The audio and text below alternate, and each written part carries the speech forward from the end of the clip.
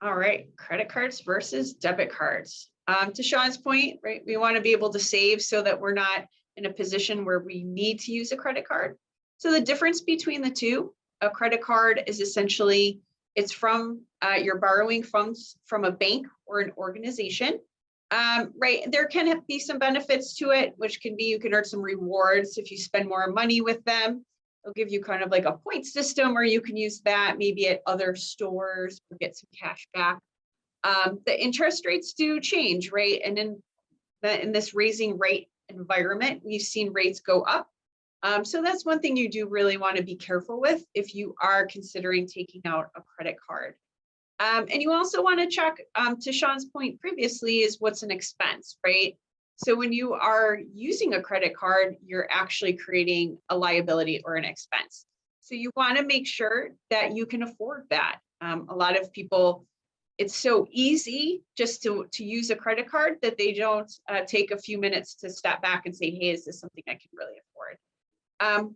The other thing is if somebody steals your data or gets your credit card number online or by chance, a credit card company is actually a little bit easier to give you your money back or to go through the fraud process with you. So that's very nice. I've had fraud before on my credit card. American Express is great. You can call them and explain what happened. Most of the time, they will put that money back on your card so it comes off. So you don't have to pay that. You do have to sometimes provide some documentation. But again, a credit card is an easier way to have some fraud protection against you. So what's the difference between a debit card though? So, right, a debit card is directly linked to your bank account. So if you're somebody who just has like their first checking account, your first paycheck's coming into that, right? Your debit card works just like going to an ATM machine and you can take the money out. So remember, it's only going to give you what you can actually use or what's available to you. So that one works a little bit different than the credit card. There's little to no fees. Every card's different, every bank is different. So you do want to check with your bank to see if they charge if you go to an M&T ATM, but you only bank at KeyBank. Is that going to work? So you want to check that out and make sure, because whenever you can avoid a little fee, they add up over time. That's the best thing to do. There's no interest charges, right? Because you're only taking your own money, so there's no interest on that. But it doesn't help you build your credit, right? So when you're young and starting out and you're trying to build your credit, and the credit is like a numerical number that it gives you so you can buy things, right? But you're buying it on credit. You're borrowing somebody else's money. A credit score is very helpful when you go to buy a car, your car insurance. Maybe if you go to rent an apartment, when you fill out that application, some places will ask for your credit score. So, right, how do you build credit? You do that with using a credit card.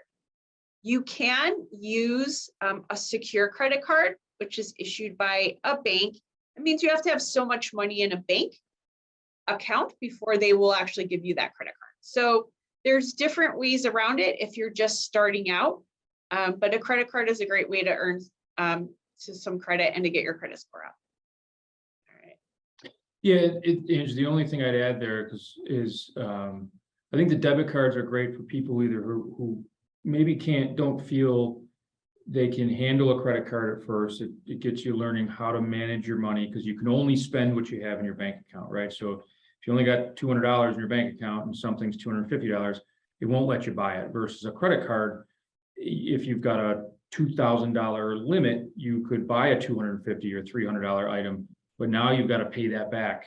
And if you don't pay it back right away, there's a very, very high interest rate, which you definitely don't want to build up credit card debt. I think because a lot of people are afraid of debt, where there are good forms of debt, right? Mortgages and car loans and student loans that help you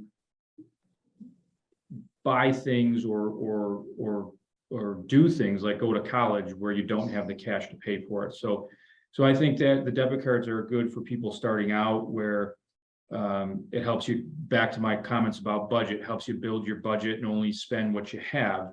And then I think then you can kind of walk into and advance into a credit card, which are, to that point about building credit, it's very important. As the quicker you can start to build your credit, and you go for your first car loan or student loan or home loan, the more credit you've built up, the more you'd be able to borrow at better rates, right? So the higher your credit score, the lower interest rate a bank is going to potentially charge you.